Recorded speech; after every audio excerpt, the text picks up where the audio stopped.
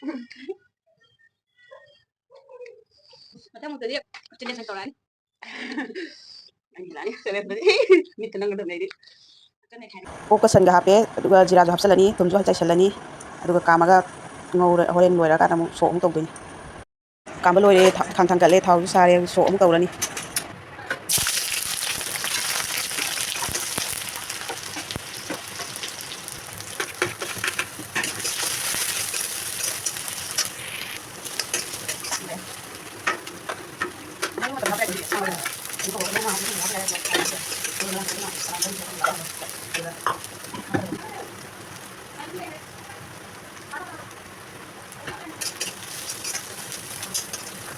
이만 상하게 주세요.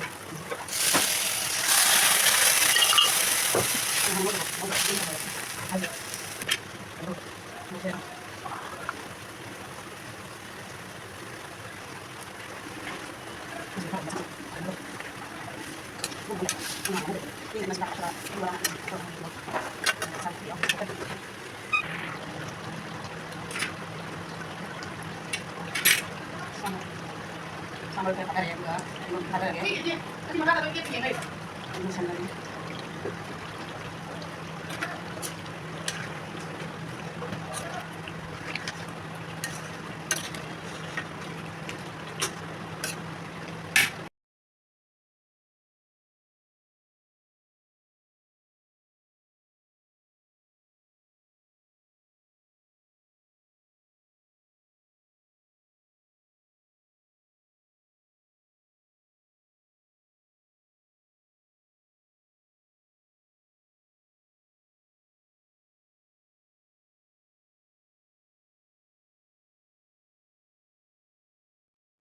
Hai ma'am, ngasidi ꯑꯩꯈꯣꯏ ꯑꯣꯛꯀ ꯁꯟꯒ ꯊꯣꯡꯉꯦ ꯑꯣꯛ ꯆꯥꯕꯤꯌꯣ ꯍꯥꯏꯕꯗꯣ ꯑꯉꯥꯡ ꯑꯃꯅ ꯍꯥꯏꯕ ꯏꯅꯥꯎꯄꯤ ꯑꯃꯅ ꯑꯗꯣ ꯉꯁꯤ ꯆꯥꯖꯔꯛꯑꯒꯦ ꯑꯩꯈꯣꯏ ꯑꯩ ꯏꯇꯣꯝꯇ ꯆꯥꯕ ꯅꯨꯡꯉꯥꯏꯇꯅ ꯑꯩꯅ ꯑꯉꯥꯡ ꯑꯩꯈꯣꯏ ꯂꯩꯃꯤꯟꯅꯕ ꯄꯗꯃꯥ ꯀꯧꯔꯒ ꯆꯥꯃꯤꯟꯅꯒꯦ ꯇꯧꯕꯅꯦ ꯃꯌꯥꯝ ꯆꯥꯕ ꯍꯧꯖꯔꯒꯦ ꯊꯥꯡꯖꯤꯡꯁꯦ ꯑꯩꯈꯣꯏ ꯊꯥꯡꯖꯤꯡ ꯃꯦꯠꯄꯁꯨ ꯌꯥꯎꯏꯀꯣ ꯁꯤꯗ ꯁꯣꯝꯗ ꯒ꯭ꯔꯦꯚꯤ ꯂꯩꯔꯦ ꯑꯗꯩ ꯁꯤ ꯁꯟꯒ ꯑꯣꯛꯀꯁꯦ ꯍꯥꯎꯒꯗ꯭ꯔꯥ ꯍꯥꯎꯔꯣꯏꯗ꯭ꯔꯥ ꯈꯪꯗꯦ ꯄꯗꯃꯥ ꯆꯥꯔꯁꯦ ꯍꯧꯔꯁꯦ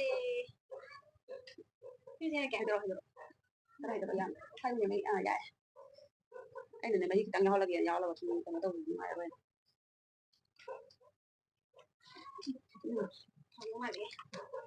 Moro cái sao? Moro cái bể này. Moro cái nó đâu rồi? Anh nhìn cái moro anh nhìn cái này. Nhâm.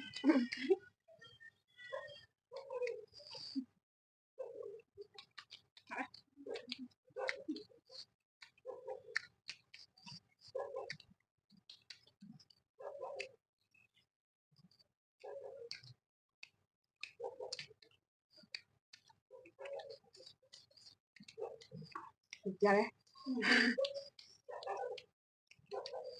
Charo. Baru bus.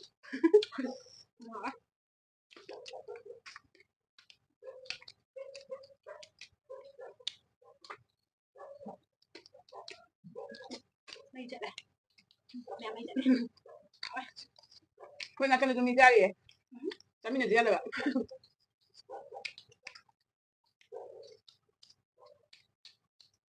Đang cứ biết chúng ta thằng ra rồi.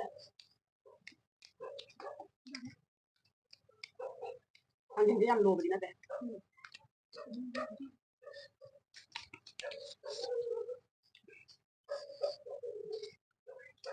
Được thì năm giờ rồi.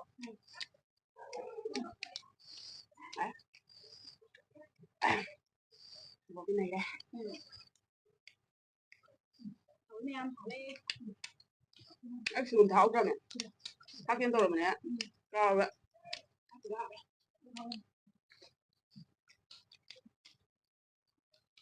Cái gì rồi? Rồi. Cái tadi kami lagi anjing. Orang ini deh.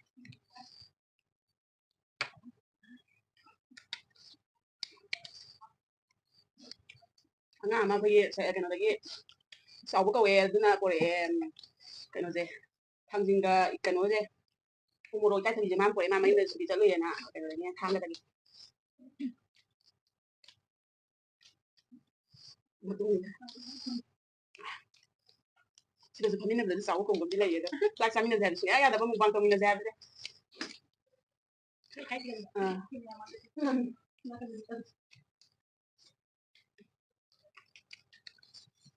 Một cái lên, không xong đi lên.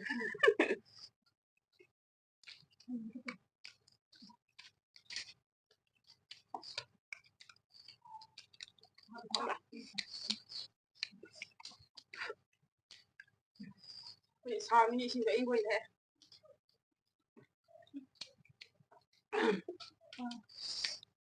Marata, wangan mo.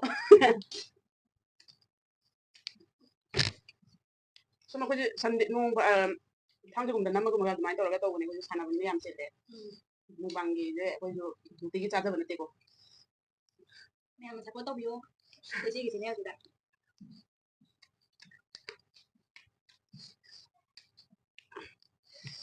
Hảo đấy.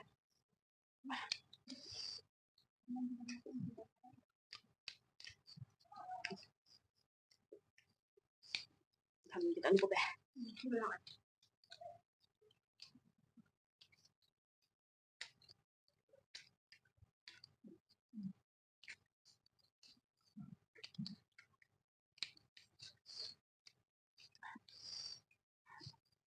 Mẹ sẽ cắt tóc vô thành ra một video đi sắp tới bây giờ đó. Đây đó. Chạm thì 5 giờ chạm thử nhé. Anh nhá.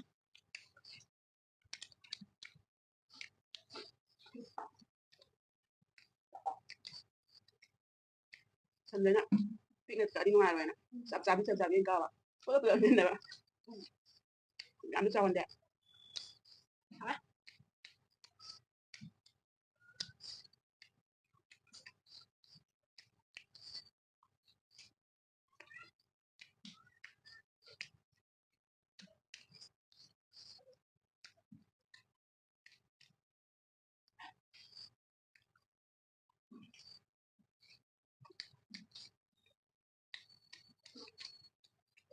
Cái nó một sáu ấy.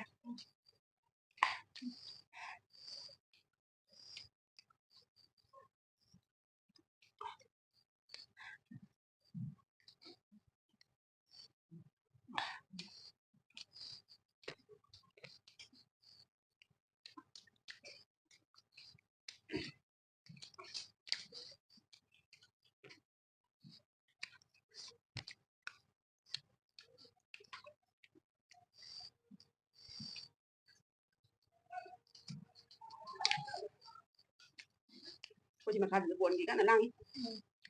Quên cùng ra mà thử cái sản ở đây đi mà.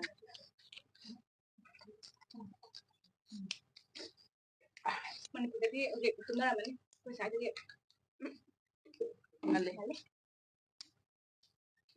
Sản là nè, cái này mà khai để đây là đi ban tạm đây đã. Nhưng mà chắc giờ sai chúng tôi nhưng cũng thiên về ra.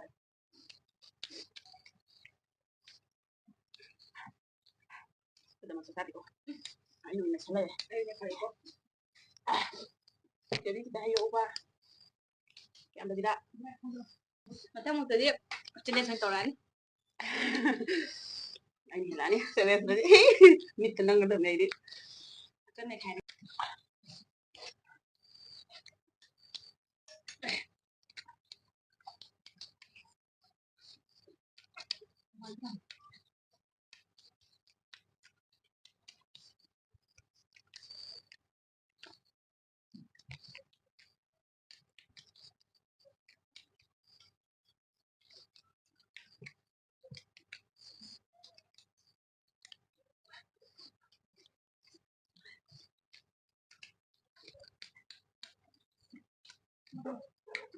Mua một chừng xăng. Cái phương nó bạn. Cái phương nó mà tung cả cái phương cái mana đây. Ok cả xanh cái mana đây. Đấy. Sao cái phương sao? Nhằm cũng cái đó vậy. Cháu bây giờ thì tôi tông gì quả, làm cho nó cái gì. Rồi, nhà có phải sao bây giờ. Chúng tôi có bây giờ cho mẹ nè, mình đã biết. Mà chắc mình bây giờ chúng tôi đây.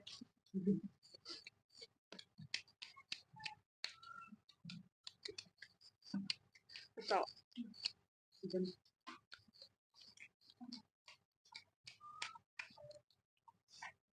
Đúng rồi.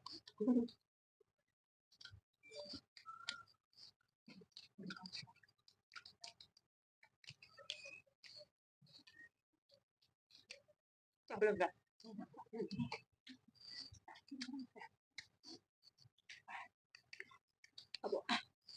Ini ya deh, yang si nó sẽ ngâm cho lục ạ. Ngâm cho lục. Thật lắm anh. Mấy người ra vậy. Cái gì ra đấy. Không đấy. Anh trai đó. Anh với chính này đi đến.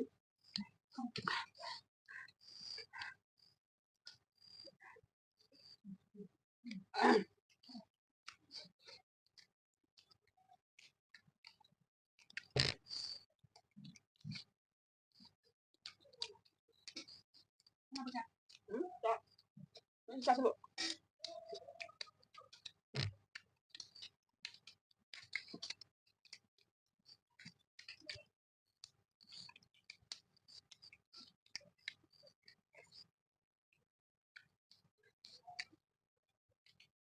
Nó là tầm gì không? Không được. Ngâm cho luôn ạ. Mà đi ra đây. Đấy, cá Ra đây. Một cái nhà này một mình có đang cùng một cái xe. Tôi một cái này xa đi hỏi. anh em mới sao được. Đúng giờ sao em sao được tôi đi là mẹ. Anh em thấy một giờ phải. Một cái kia. Pwede sa jago wali kung nganga ni ko. So ito sa mga kaya to biro mo. So giwa ngang kaya no kaya sa so giwa lang biro sa napiyo to ga. So ba sisi ni do may kami to biro. Có thể không được. Em em. Trong tầm trang. Quẹ người mua làm sao nó rồi. Mày làm đi cái gì đó là Mai sao vậy? Anh thấy. Mai sao đi cái này.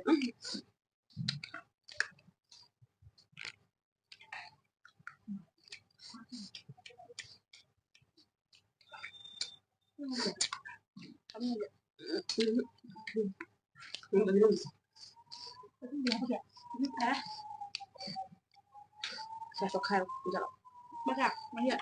kita ni ni ke phone jawab nak saya ke phone besar ni. Saya tu saya ingat. Saya baca ya. Ha. Saya baca ya. Itu kan saya juga. Sao rồi? Ai cho nằm xem rồi.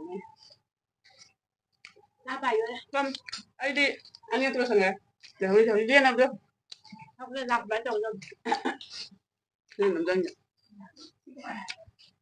Làm lại đâu rồi?